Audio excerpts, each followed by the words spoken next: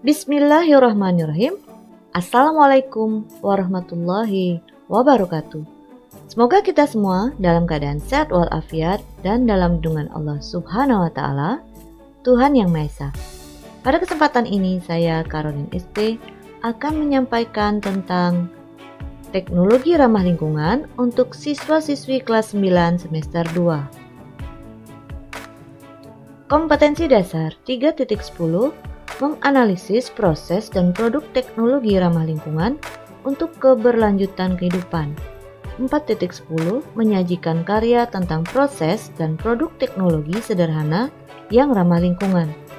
Tujuan pembelajaran: setelah menonton video pembelajaran, siswa dapat 1. Menjelaskan perbedaan antara teknologi ramah lingkungan dan teknologi tidak ramah lingkungan. 2. Menjelaskan aplikasi teknologi ramah lingkungan di bidang energi, transportasi, lingkungan, industri, dan pertanian. 3. Menjelaskan perilaku hemat energi dalam kehidupan sehari-hari. Yang keempat, menganalisis dampak penggunaan teknologi tidak ramah lingkungan bagi makhluk hidup. A. Pengertian dan prinsip teknologi ramah lingkungan. Teknologi ramah lingkungan atau sustainable technology atau green technology merupakan bentuk penerapan teknologi yang memperhatikan prinsip-prinsip pelestarian lingkungan. Prinsip dari teknologi ramah lingkungan: yang pertama, memanfaatkan sumber daya alam yang dapat diperbaharui. Yang kedua, hemat sumber daya lingkungan yang meliputi bahan baku material, energi, dan ruang. Yang ketiga, tidak menghasilkan limbah yang membahayakan lingkungan. Yang keempat, sedikit mengeluarkan limbah, baik padat, cair, kebisingan, dan radiasi. Yang kelima, rendah resiko menimbulkan bencana. B. Aplikasi teknologi ramah lingkungan. Di bidang energi meliputi biofuel, biogas, sel surya, hydropower, ocean power, wind power, geothermal, fuel cell, dan hydrogen power. Di bidang transportasi meliputi kendaraan hidrogen, mobil surya, dan mobil listrik. Di bidang lingkungan meliputi biopori, fitoremediasi, composting toilet, dan water purification. Di bidang industri meliputi biopulping dan biobag. Di bidang pertanian meliputi bioinsektisida, biofungisida, dan bioherbisida. Kita bahas yang pertama, teknologi ramah lingkungan di bidang energi. 1. Biofuel berasal dari tumbuh-tumbuhan. Biofuel terdiri dari etanol dan biodiesel.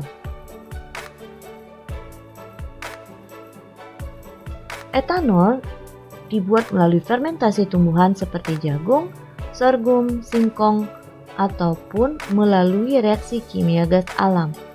B. Biodiesel adalah bahan bakar alami yang diperoleh dari lemak nabati. Yang kedua adalah biogas, merupakan gas yang dihasilkan oleh aktivitas bakteri anaerobik atau fermentasi bahan-bahan organik seperti kotoran dan urin hewan ternak. Kandungan utama biogas berupa gas metana dan CO2. Yang ketiga atau sel surya atau dikenal dengan solar cell, yang mampu mengubah energi matahari menjadi energi listrik. Keunggulannya yaitu tidak menghasilkan emisi gas rumah kaca, mampu menghasilkan energi cukup besar, dan mudah dipasang atau dipindahkan. Teknologi ramah lingkungan lainnya adalah 4, yaitu pembangkit listrik tenaga air atau hydropower. Tenaga air atau hydropower menggunakan energi gerak atau energi kinetik dari aliran air untuk menghasilkan listrik. Air yang dibendung dalam suatu bendungan dialirkan melalui satu pipa. Debit atau laju air memutar turbin generator yang kemudian akan menghasilkan listrik. Keunggulannya yaitu menghasilkan energi yang besar, biayanya sedikit, dan sedikit menghasilkan emisi gas karbon dioksida. Yang kelima adalah pembangkit listrik tenaga pasang surut air laut dan ombak atau ocean power. Energi listrik dihasilkan dari aliran air yang berasal dari pasang surut air laut dan ombak. bendungan dibangun melintasi bibir pantai dan muara untuk mengambil energi pada aliran air laut untuk digunakan sebagai hydropower. Yang keenam, pembangkit listrik tenaga angin atau wind power. Angin ditangkap dengan turbin angin, kemudian diubah menjadi energi listrik. Pembangkit listrik tenaga angin dapat dibangun di daratan yang luas, jauh dari pemukiman penduduk, atau dibangun di daerah pantai. 7. Geothermal merupakan panas yang tersimpan di dalam tanah, lapisan dasar bumi, dan cairan dalam kerak bumi. Energi ini dapat diambil dengan menggunakan sistem pompa panas geothermal atau geothermal heat pump system. Yang kedelapan adalah fuel cell. Prinsip dasar fuel cell menggabungkan gas hidrogen atau H2 dan gas oksigen atau O2 yang akan menghasilkan energi panas yang tinggi sehingga dapat dijadikan sebagai sumber listrik. Proses ini tidak menghasilkan gas karbon dioksida. B. Teknologi ramah lingkungan di bidang transportasi. 1. Kendaraan hidrogen atau hydrogen vehicle. Dalam kendaraan hidrogen terpasang alat yang mampu mengubah energi kimia dari hidrogen menjadi energi kinetik dengan cara membakar hidrogen dalam mesin pembakaran internal atau dengan mereaksikan hidrogen dengan oksigen dalam fuel cell untuk menggerakkan motor listrik. Kendaraan yang berbahan bakar hidrogen antara lain mobil hidrogen yang mampu melaju dengan kecepatan 450 km per jam, dan sepeda hidrogen, sepeda motor hidrogen, skuter hidrogen, dan pesawat terbang hidrogen. Mobil surya. Pada mobil surya ini terdapat panel surya yang terpasang pada atap mobil yang dapat mengubah energi cahaya matahari. Energi ini digunakan untuk alat-alat listrik dalam mobil dan energi yang digunakan sebagai penggerak pada mesin mobil. Yang ketiga adalah mobil listrik. Merupakan mobil yang didorong oleh satu atau lebih motor listrik menggunakan energi listrik yang disimpan dalam baterai atau alat penyimpan energi yang lain. Keuntungannya antara lain mengurangi polusi udara karena tidak menghasilkan polutan dan mengurangi efek rumah kaca. Hambatannya, 1. Masih tingginya biaya produksi, 2. Minimnya infrastruktur isi ulang bahan bakar listrik, dan yang ketiga, pengemudi khawatir akan kehabisan listrik sebelum sampai tujuan. C. Teknologi ramah lingkungan di bidang lingkungan. Yang pertama adalah biopori. Dibuat dengan cara menyediakan area yang dibuat berlubang-lubang, kecil, atau berpori yang akan menyerap air hujan dan kemudian akan disalurkan ke tempat penampungan air. Caranya dengan membuat lubang dengan kedalaman 80-100 cm, lebarnya 10 cm, dan lubang ini dapat menyerap 3 liter air per menit atau 180 liter air per jam. Keuntungannya adalah 1. Mencegah banjir. Yang kedua, menjamin ketersediaan air saat kemarau. Yang ketiga, mencegah penyebaran penyakit yang disebabkan oleh genangan air. Kemudian dapat dimanfaatkan untuk membuat kompos dengan cara memasukkan sampah organik seperti dedaunan atau sisa makanan di lubang biopori. Yang kedua adalah fitoremediasi. Adalah penggunaan tumbuhan untuk menghilangkan, memindahkan, menstabilkan, atau menghancurkan bahan pencemar baik senyawa organik maupun anorganik. Melalui fitoremediasi, polutan seperti logam berat, minyak, pestisida, dan zat lain yang mengotori tanah, air, bahkan udara dapat dikurangi bahkan dihilangkan. Terdapat beberapa tanaman yaitu bunga sansevieria atau lidah mertua, kemudian bunga matahari, dan encek gondok. Yang ketiga adalah toilet pengompos atau composting toilet. Composting toilet merupakan toilet kering yang menggunakan proses secara aerob untuk menghancurkan atau mendekomposisi feses yang dihasilkan oleh manusia. Toilet ini biasanya ditambah dengan campuran serbuk gergaji, sabut kelapa, atau lumut tertentu untuk membantu proses aerob, menyerap air, dan mengurangi bau. Yang keempat adalah teknologi pemurnian air atau water purification. Merupakan suatu proses penghilangan zat-zat kimia, kontaminan biologis, partikel-partikel padat, dan gas-gas dari air yang terkontaminasi atau kotor. Proses pemurnian air merupakan proses kajian secara fisika, yaitu dengan filtrasi atau disaring, sedimentasi, dan destilasi. Yang kedua, biologi dengan diberi karbon aktif, dan yang ketiga, secara kimia diberi klorin atau dengan sinar ultraviolet. Karbon aktif, klorin, dan sinar ultraviolet dapat membunuh kuman di dalam air. Teknologi pemurnian air antara lain: 1. Teknologi pemurnian air sederhana yang dapat dilakukan dengan membuat alat yang berbentuk tabung dan di dalamnya terdapat lapisan-lapisan seperti pasir, kerikil, batu, arang, ijuk, atau sabut kelapa, dan dapat juga ditambahkan dengan kapas atau kain katun. Nah, ini bisa dilakukan di rumah, biasanya dibuat untuk menyaring air sumur.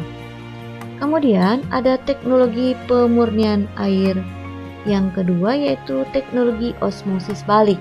Merupakan teknologi pemurnian air yang menggunakan prinsip kebalikan dengan prinsip osmosis. Pelarut seperti air akan bergerak dari larutan yang pekat ke larutan yang encer karena adanya tekanan dari luar, sehingga dapat membalik aliran alami. Selanjutnya ada teknologi ramah lingkungan di bidang industri. 1. Biopulping adalah teknologi ramah lingkungan yang terinspirasi dari proses pelapukan kayu dan sampah tanaman oleh mikroorganisme. Proses pelapukan dilakukan secara alami oleh beberapa jenis mikroba dan jamur, sehingga sampah dari pohon-pohon yang telah mati akan kembali diserap oleh alam secara alami. Contoh mikroorganisme yang digunakan yaitu jenis kapang atau jamur Plebia subrealis dan Poriopsis subversispora, ya. Jadi dengan menggunakan jamur tertentu.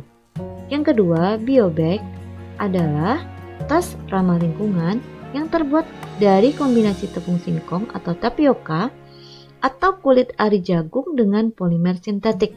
Bahan ini mudah terurai dan tidak mencemari lingkungan, jadi bisa digantikan untuk penggunaan plastik, ya.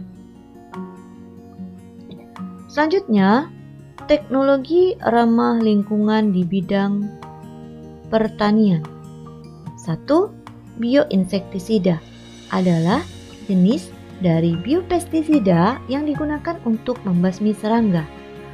Pada zaman dahulu, petani menggunakan semut berang-berang untuk mengendalikan hama pada tanaman jeruk dan leci, atau kumbang untuk mengendalikan urat gelayak. Nah, dewasa ini para ahli serangga mengembangkan jamur, bakteri, dan virus patogen yang dapat menyebabkan kematian pada serangga.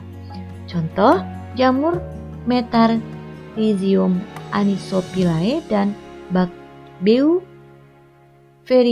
bassiana. Itu pada tahun 1949, Amerika menggunakan virus untuk mengendalikan ulat Colias euritem yang menyerang rumput alfalfa. Selanjutnya ada biofungisida, merupakan biopestisida yang digunakan untuk mengendalikan jamur. Contoh, bakteri Pseudomonas fluorescens untuk mengendalikan jamur fusarium dan bakteri Laetisaria untuk mengendalikan jamur Rhizoctonia solani. Yang ketiga, bioherbisida digunakan untuk mengendalikan gulma atau tanaman pengganggu. Para peneliti berhasil mengembangkan berbagai mikroorganisme patogen untuk mengendalikan gulma karena mikroorganisme bersifat spesifik dan tidak menyerang tanaman non-target. C. Perilaku hemat energi dalam keseharian. Contoh perilaku hemat energi dalam kehidupan sehari-hari misalnya sebagai berikut. Membudayakan penggunaan sepeda atau jalan kaki untuk kegiatan sehari-hari. Mematikan kendaraan jika sedang tidak digunakan dan jangan terlalu lama menyalakan kendaraan ketika akan digunakan. Selanjutnya, mematikan lampu saat tidur dan saat siang hari.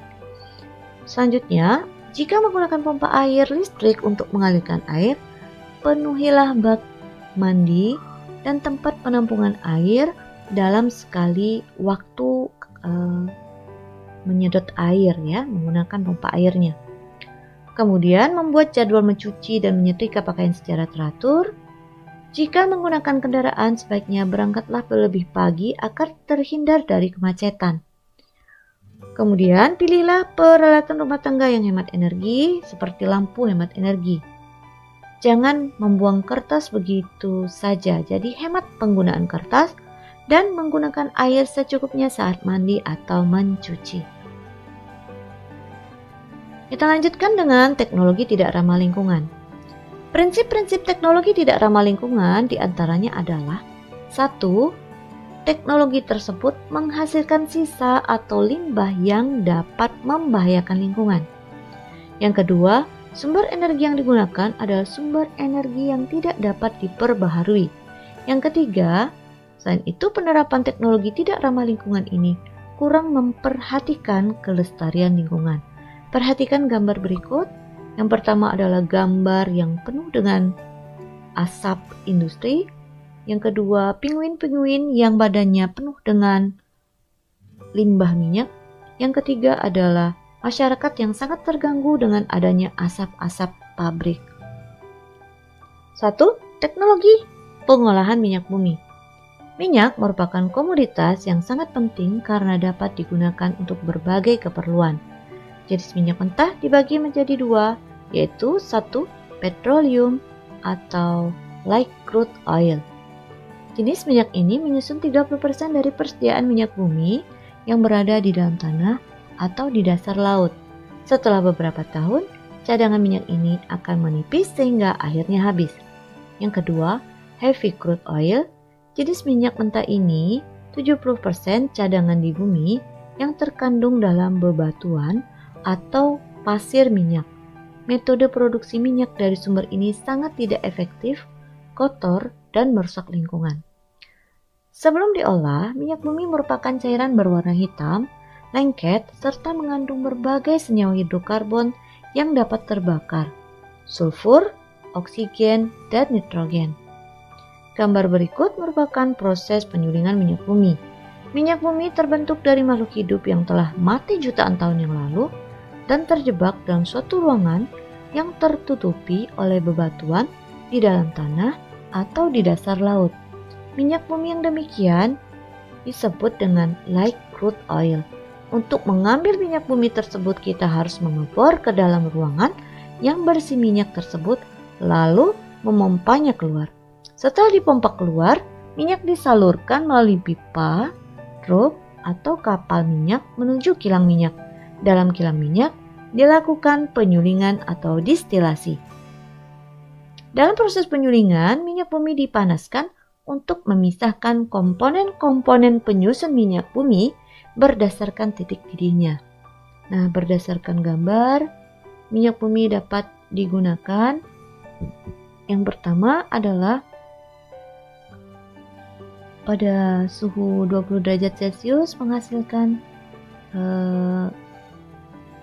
liquid petroleum gas atau LPG. Kemudian pada suhu 70 derajat Celcius bisa menghasilkan naftalen. kemudian suhu 120 derajat Celcius bisa menghasilkan gasolin atau minyak untuk kendaraan bermotor. Kemudian parafin itu dihasilkan pada suhu 120 derajat Celcius. Kemudian dapat menghasilkan minyak untuk mesin diesel pada suhu 270 derajat Celcius. Kemudian dapat menghasilkan lubricating oils, wax ya, pada suhu berapa ini? Selanjutnya dapat menghasilkan aspal ya, dapat menghasilkan aspal. Jadi banyak sekali manfaat dari minyak bumi ini. Nah, dampak atau akibat dari produksi minyak bumi, satu, menghasilkan polusi udara yang akan menyelimuti daerah tambang, kemudian menghasilkan emisi gas rumah kaca 3 hingga 5 kali dari produksi minyak mentah pada umumnya. Kemudian digunakan sejumlah air dan membentuk kubangan seperti danau yang berisi air limbah dan kotoran yang beracun. Kemudian tanggul dari danau ini dapat berpotensi bocor dan hancur. Nah, ini adalah dampak dari produksi minyak bumi. Selanjutnya ada teknologi pengolahan batu bara.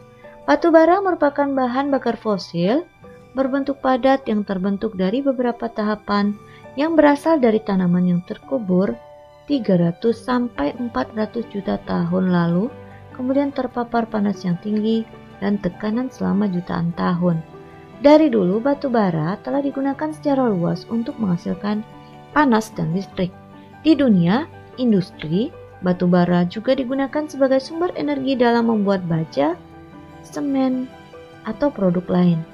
Batu bara merupakan bahan bakar yang paling kotor di antara bahan bakar lain. Bahkan sebelum batu bara dibakar, proses produksi batu bara sehingga siap digunakan pun telah merusak tanah dan mencemari air dan udara. Akibat pembakaran batu bara yaitu adanya emisi zat radioaktif. Limbah padat batu bara juga harus disimpan dalam tempat yang aman karena bersifat racun. Di dalam batu bara terkandung banyak karbon dan sulfur. Ketika dibakar, sulfur akan dilepas dalam bentuk gas belerang dioksida atau SO2. Pembakaran batu bara juga menghasilkan partikel karbon hitam dalam jumlah yang sangat banyak. Partikel-partikel ini dapat masuk ke dalam paru-paru dan menyebabkan penyakit pernafasan. Permasalahan lain dari akibat pembakaran batu bara yaitu adanya emisi zat radioaktif. Pembakaran listrik yang menggunakan batu bara sebagai sumber energi menghasilkan zat radioaktif 100 kali lebih banyak daripada pembangkit listrik tenaga nuklir. Limbah padat batu bara juga harus disimpan dalam tempat yang aman karena bersifat racun. Nah, ini adalah beberapa gambar tentang pembangkit listrik dengan bahan bakar batu bara di Indonesia. Kemudian industri baja di Cina yang menggunakan batu bara. Kemudian ada polusi udara akibat penggunaan batu bara sebagai bahan bakar industri di Cina. Demikianlah pembahasan kita pada hari ini tentang teknologi ramah lingkungan dan teknologi yang tidak ramah lingkungan. Pesan saya adalah cintailah bumi kita, karena bumi adalah tempat kita untuk hidup. Demikianlah pembahasan pada hari ini. Semoga bermanfaat. Saya akhiri. Assalamualaikum warahmatullahi wabarakatuh.